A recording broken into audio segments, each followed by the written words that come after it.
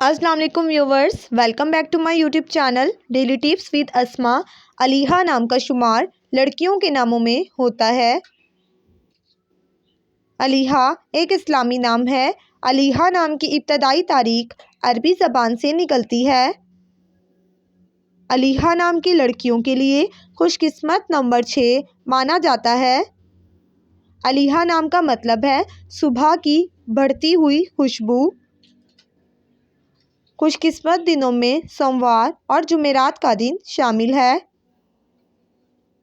अलीहा नाम का शुमार इंटरनेट पर सबसे ज़्यादा सर्च होने वाले नामों में से होता है। खुशकिस्मत धातों में हिंसों के हिसाब से तांबा शामिल है। अलीहा नाम के अफराद के लिए मुआफिक रंगों में सब्ज़, पीला और सुर्ख रंग शामिल है। अलीहा नाम के अफराद के लिए मुआफिक पत्थरों में फ़रोज़ी पत्थर शामिल है।